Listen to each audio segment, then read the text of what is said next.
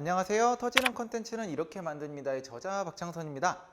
오늘은 바로 세 번째 시간인 어떤 컨텐츠를 써야 사람들이 좋아할까? 라는 얘기를 해보도록 하겠습니다. 제 책에는 사람들이 좋아하는 글은 따로 있다 라는 꼭지로 있던 그 챕터인데요. 사람들이 좋아하는 글을 10가지로 분류해봤습니다. 차근차근 소개해드리도록 하겠습니다. 첫 번째는 나만 가지고 있는 감정이 아니다를 위로해주는 글들입니다. 일전에 페이스북에 오이를 싫어하는 사람들의 모임이라는 그런 그룹이 있었어요. 굉장히 많은 어떤 사용자들을 보유하고 있는 그룹인데요. 개인의 취향에 맞춰서 이렇게 사람들이 모이는 것은 이러한 의견을 가지고 있는 게 나뿐만이 아니다 라는 동의를 얻고 싶어서거든요. 특히 소수의 의견일수록 사람들은 좀 더 인정받고 싶어하고 이런 감정을 지니고 있는 것이 나뿐만이 아니라는 사실을 인정받고 싶어합니다. 만약에 컨텐츠가 이런 사람들에게 맞아, 그런 감정을 가지고 있는 것은 너뿐만이 아니야, 나도 그렇게 생각해 라고 말해준다면 사람들은 거기에 아주 뜨겁게 반응하더라고요. 두 번째는 생각지도 못하게 쉽게 말하는 컨텐츠입니다. 여러분들 들었을 때 너무너무 머리가 아픈 컨텐츠들이 있어요. 예를 들면 블록체인 또는 금융 관련된 핀테크 컨텐츠 또는 기술, 디지털 트랜스포메이션 같은 굉장히 어려운 개념들을 설명하는 글들이 있는데요. 이런 글들일수록 사실 일반인들은 이게 어떤 내용인지 이해하기가 쉽지가 않습니다. 그런데 이런 소재임에도 불구하고 굉장히 잘 터지는 컨텐츠들이 존재한단 말이에요. 이것은 굉장히 상대적인 관점인데요. 기존의 블록체인 관련된 글들이 너무 어려운 거예요. 근데 만약에 이것을 만화로 너무너무 쉽게 풀어주거나 아니면 정말 중학생 조카에게 설명하듯이 너무 중학생들의 언어로 이렇게 막 풀어주는 거, 이런 식의 컨텐츠가 나온다면 사람들은 상대적으로 세상에 이런 업계와 이런 개념을 이렇게 쉽게 풀다니 진짜 놀랍다 라는 생각을 하게 됩니다. 저희가 예전에 추석이란 무엇인가 라는 소재의 글이 올라왔던 적이 있었어요. 흔히 서울대 교수님이 하는 말이라고 하면 굉장히 고지식하고 또는 어려울 거라고 생각하는데요. 그 글을 쓰셨던 교수님은 이 글을 너무도 쉽고 그 다음에 이해하기 쉽게 게다가 위트까지 집어넣어서 아주 재밌게 글을 풀어주셨단 말이에요. 그래서 정말 그 추석 때 내려갔던 수많은 사람들이 그 글을 공유하면서 정말 일대의 하나의 이슈를 일으켰던 글이라고 할 수 있죠. 세 번째는 디테일한 공감 관찰기입니다. 예전에 제가 썼던 글 중에서 어떤 디자이너들이 이해하기 힘든 클라이언트의 용어 정리라는 글이 있었는데요. 보통 클라이언트들이 무언가를 요구할 때 디자인 용어를 잘 모르기 때문에 좀 더 뭐 샤하게 해주세요, 아니면 그림이 좀 더 쨍했으면 좋겠어요 같은 말들을 굉장히 자주 쓰잖아요. 사실 저도 이런 단어들을 굉장히 들으면서 그걸 놓치기가 너무 아깝더라고요. 도대체 이 샤하게 쨍하게 이런 얘기들이 무슨 뜻인가 너무 궁금했고, 그들이 했던 말들을 글로 썼을 때 사람들이 굉장히 좋아해 주셨어요. 사실 이것들은 대부분의 디자이너들이 다 경험해 본 이야기들인데 미처 생각지도 못하게 그냥 지나쳤던 굉장히 디테일한 부분들이거든요. 이런 부분들을 말했을 때 사람들은 본인의 경험을 본능적으로 떠올리게 되는 거예요. 그러면서 맞아 진짜 그렇지 라고 하는 공감 포인트를 이끌어내고, 이것은 친구 디자이너를 태그하거나 또는 그들에게 카카오톡으로 공유하게 만드는 하나의 원동력이 되기도 합니다. 네 번째와 다섯 번째는 서로 반대되는 개념이지만 어떻게 보면 하나라고 볼 수 있습니다. 바로 정보성 글들인데요. 이 정보성 글은 두 가지로 나뉘어집니다. 바로 실무에 써먹을 수 있는 실용적인 글, 그리고 오래오래 두고 볼 수 있는 진득한 아주 깊이 있는 정보.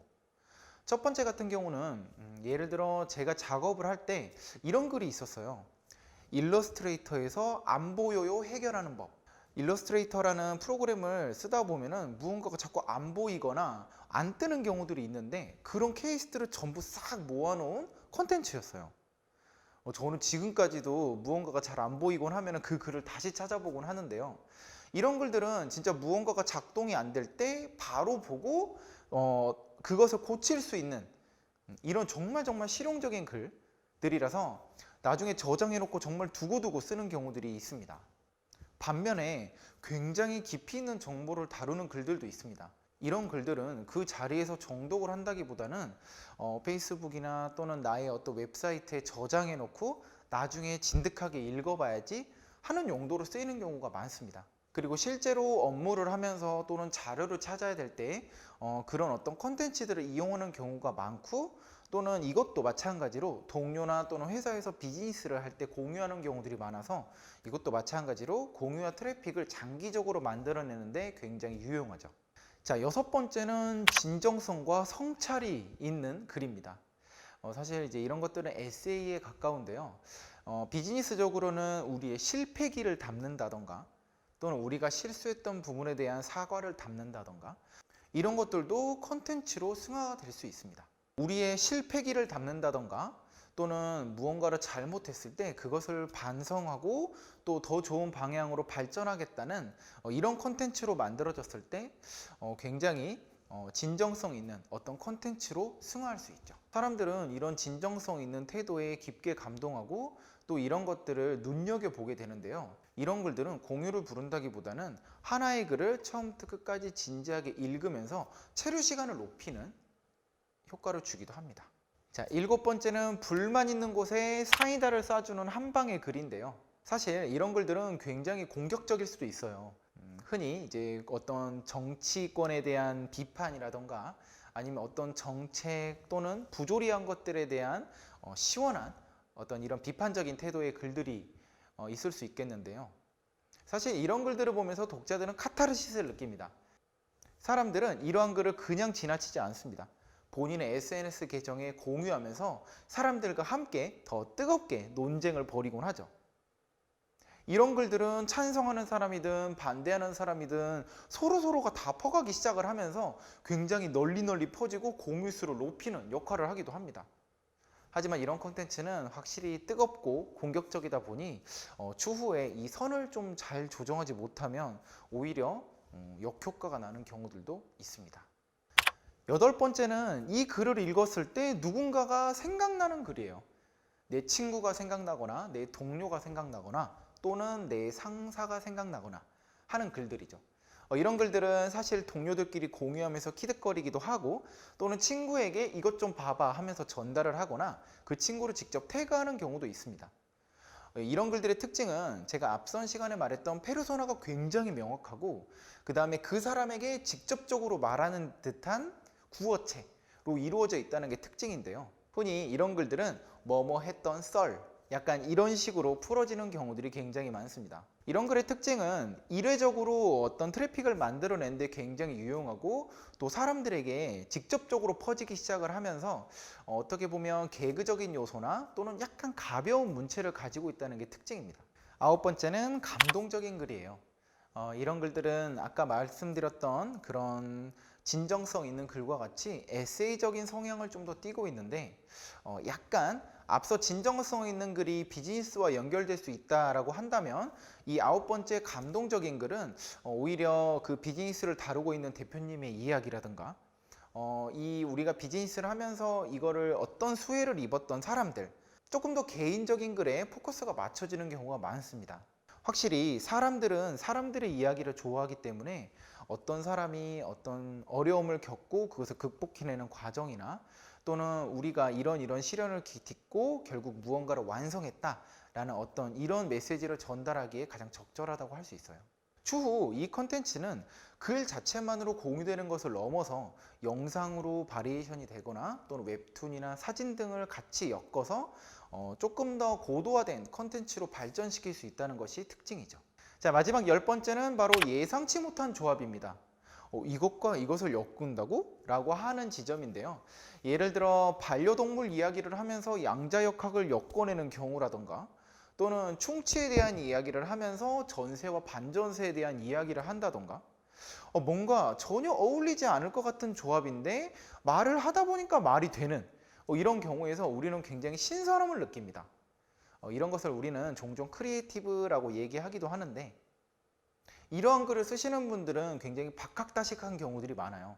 그래서 이것과 이것이 가지고 있는 공통점을 아주 유연하게 묶어내면서 이쪽에 관심이 있는 사람과 이쪽에 관심이 있는 사람을 동시에 잡을 수 있다는 장점이 있습니다.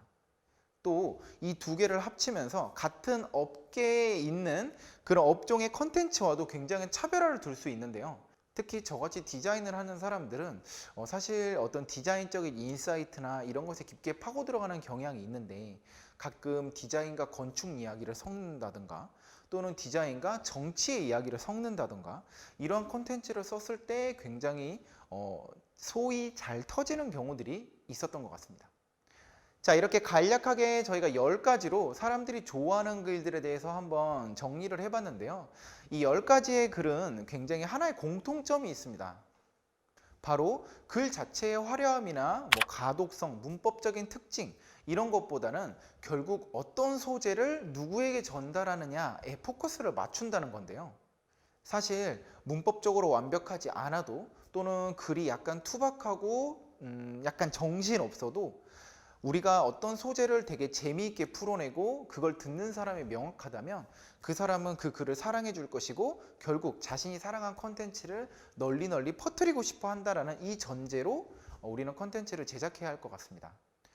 때문에 내가 전문적인 지식을 갖추지 못했더라도 또는 문법적인 지식이 충분하지 않더라도 또는 어떤 글을 써봤던 경험이 많지 않다고 하더라도 주변을 유심히 관찰하고 또 사람들에 대한 애정으로 주변을 바라보신다면 좋은 컨텐츠를 만드는 데는 아무 문제 없을 것입니다. 자, 저희가 이렇게 3번에 걸쳐서 터지는 컨텐츠, 특히 글에 관련된 이야기를 한번 해봤는데요. 사실 글을 쓴다는 것은 굉장히 어려운 일입니다. 왜냐하면 이제 말이나 어떤 디자인에 비해서 훨씬 더 논리적인 부분들이 요구가 되고 또 그것을 읽는 사람들이 굉장히 오랜 시간 동안 진지하게 이것을 관찰해야 한다라는 이런 허들 때문인데요. 하지만 글만이 지니고 있는 아주 강력한 힘을 한번 생각해 보세요. 글은 사진이 풀어내지 못하는 자세한 이야기와 브랜드가 말하고자 하는 메시지를 굉장히 상세하게 고객에게 전달할 수 있습니다. 그 어느 컨텐츠보다도 우리 브랜드를 가장 자세하고 우리가 말하고자 하는 메시지를 충분히 담아 전달할 수 있는 포맷이라고 할 수 있죠. 우리는 일하면서 결코 글을 포기할 수 없습니다. 그래서 결국에 우리는 내일도 돌아가서 글을 쓰겠지만 내일 여러분들이 쓰시는 글은 지금까지 썼던 글과 달리 조금 더 길 가는 사람들 그리고 여러분 주변에 있는 풍경에 포커스가 된 그런 글이면 어떨까 하는 생각을 해봅니다. 지금까지 터지는 콘텐츠는 이렇게 만듭니다의 박창선이었습니다.